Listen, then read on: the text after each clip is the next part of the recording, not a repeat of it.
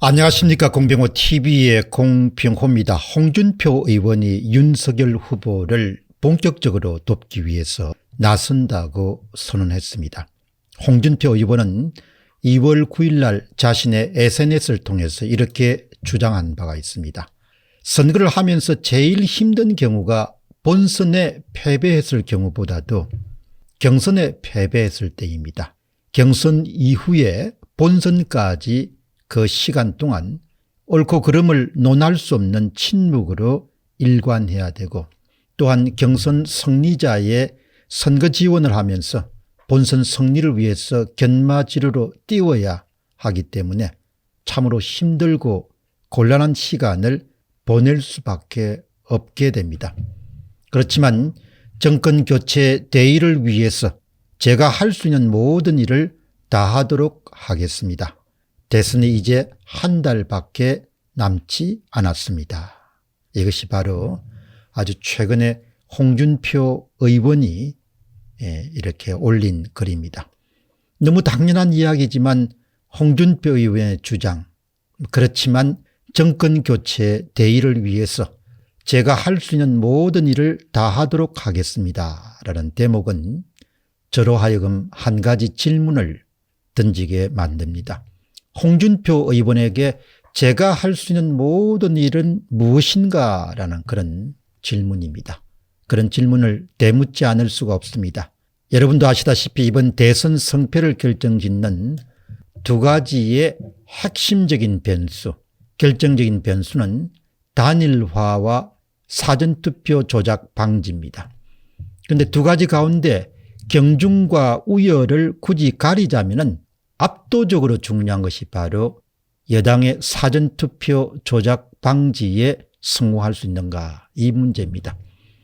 정치인들과 언론인들이 입을 다물고 있지만 정말 대다수 국민들은 한 달 남짓 남은 3구 대선의 공정성에 대해서 심각한 우려와 걱정을 갖고 있는 것이 사실입니다.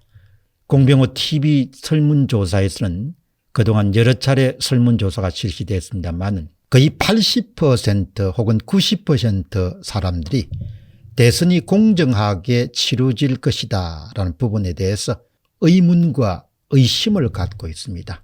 대다수 시민들이 이 같은 걱정과 우려에도 불구하고 이를 막는 데 가장 큰 역할을 담당해야 될 야당 측에서는 국민들의 걱정과 우려를 크게 개의치 않는 그런 분위기입니다. 사실 어떻게 하다가 나라가 이 지경까지 오게 되었을까, 그런 생각을 하게 됩니다. 이 지경이라는 것은 축제가 되어야 될 선거에, 축제가 되어야 될 투표에 국민들이 부정선거를 막는 문제에 대해서 근심과 걱정을 해야 되는 그런 참담한 상황을 말합니다.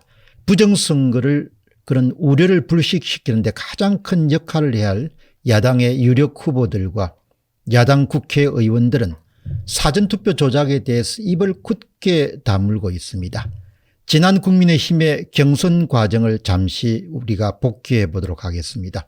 소신을 가진 인물이자 강직한 인물로 통했던 최재형 전 감사원장조차도 막상 후보로 나오자마자 부정선거 문제에 대해서는 꼬리 내리기로 일관했습니다. 부정선거에 대해서 자신의 속내를 드러낸 페이스북 글을 잠시 올렸다가 또 논란이 되자 바로 내려버리는 그런 해프닝이 있었습니다. 많은 사람들이 최재형 원장에 대해서 기대감을 거두고 그리고 상당히 실망한 그런 해프닝이었습니다. 그럼에도 불구하고 최재형 전 감사원장은 경선기간 내내 부정선거에 대해서 침묵으로 일관했습니다. 한편 홍준표 의원은 인천시당 간담회에서 마치 부정선거가 일어난 일을 잘 알고 있기라 한 듯이 이야기했지만 자신이 대통령이 당선되면은 이 문제를 정식으로 다루겠다고 그렇게 약속한 바가 있습니다. 그럼에도 불구하고 홍준표 의원 역시 이 사안의 중요성에 미뤄볼 때 경선 기간 내내 거의 의도적인 침묵으로 일관해왔고 경선이 끝난 이후에도 일체 발언을 하지 않았습니다. 무엇보다도 5번의 재건표에서 엄청난 부정선거 증거물들이 마치 폭포수처럼 쏟아졌음에도 불구하고 최재형 전 원장이나 홍준표 의원은 모두 침묵해왔고 지금도 침묵하고 있고 앞으로도 침묵할 것으로 봅니다. 그래도 경선 기간 중에는 경선을 관리하는 책이 바로 선관위이기 때문에 선관위의 그 약점을 공격하는 것이 정치인으로서 후보로 상당히 어려울 것이다. 그렇게 짐작하는 사람들이 많았습니다. 경선이 끝나고 난 다음 본선이 막바지를 향해 달려가는 지금 이 시점에서도 가장 큰 선거에 이해관계가 걸린 국민의힘이나 윤석열 후보도 사전투표 조작 등에 대해서는 일체 발언하고 있지 않은 그런 실정입니다.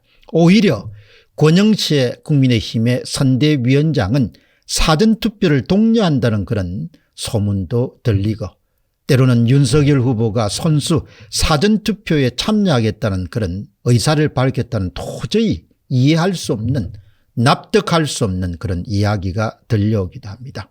경선에서는 선거관리위원회의 눈치를 봐야 된다는 점이 있다고 하더라도 본선에서조차 윤석열 후보가 사전투표 조작에 입을 다물고 있는 것은 아무리 이해하려고 노력하더라도 그리고 잘 보려고 노력하더라도 이해할 수가 없고 납득할 수가 없는 그런 일입니다. 현재 선거구도에서 사전투표율이 2018년 지방선거나 2020년 총선처럼 20%대를 유지하면 윤석열 후보는 승리하기가 쉽지 않습니다. 4.7 보궐선거에서 오세훈 시장의 당선 때처럼 당일 투표에서 압도적인 표차로 윤석열 후보가 승리하지 않는 한 사전투표 조작을 이겨낼 수 있는 방법은 없다고 봅니다. 이런 상황에서도 기이할 만큼 국민의힘과 윤석열 후보는 당일 투표 독려 사전투표 거부에 대해서 침묵을 지키고 있습니다. 3구 대선을 잠시 제쳐두더라도 문재인 정권 하에서 치러진 모든 선거에서 사전투표에서 대규모의 조직적이고 광범위한 조작이 있었다는 증거는 헤아릴 수 없이 많습니다. 그리고 선거마다 사전투표 조작을 통해서 권력을 훔치는 일들이 이 땅에서 반복적으로 지금 발생하고 있습니다. 그럼에도 불구하고 부정선거 문제에 대해서 침묵하는 야당 유력 후보들을 보면서 지금 이 나라가 정상 상태가 아니라는 점을 새삼 거듭거듭 확인하게 됩니다. 부정선거가 일어났고 부정선거가 일어날 것이 거의 확실시되는데도 불구하고 야당 유력 후보가 입을 다무는 이런 기이하고 회기망측한 나라가 어떻게 정상국가일 수 있겠는가 그런 의문을 갖지 않을 수가 없습니다. 솔직히 자유민주주의가 죽었다 이렇게 말하는 것이 더 솔직한 그런 표현일 것입니다. 그들이 하지 못하니까 이제 이 땅에 민초들이 나서서 단체를 구성하고 그렇게 나서서 표를 지키기 위해서 사전투표 조작을 막기 위해서 구국활동을 할 수밖에 없습니다. 어제 오전 9시에 황교안 전 총리가 제안한 것처럼 많은 분들이 공유하고 있지만 첫 번째는 당일 투표에 반드시 참여하는 것이고 두 번째는 표를 받았을 때 잘 접어서 마지막에 기표 도장을 찍어서 수개표가 되도록 만들어야 되고 그다음에 표를 받았을 때 하단에 있는 투표관리관 도장이 공직선거법의 규정대로 개인 도장이 찍히지 않았으면 선거감독관에게 요구해서 개인 도장이 찍힌 그런 투표지를 받아서 기표 도장을 찍어야 된다. 이런 세 가지의 민주시민들이 지켜야 될 행동 수칙을 공유한 바가 있습니다. 참으로 이상하고 또 기이하고 회개망측한 일들이 이 땅에서 벌어지고 있습니다. 선거 때마다 이렇게 이제 시민들이 고심을 해야 된 내 표를 조작당하지 않기 위해서 어떻게 해야 되는가를 골몰해야 될 그런 나라가 되어버렸습니다. 이런 상태가 지속될 수 없기 때문에 정상적인 그런 국가를 만들기 위한 시민들의 노력이 가일청 배가 될 수밖에 없을 것으로 봅니다. 공병호 TV의 공병호였습니다. 감사합니다.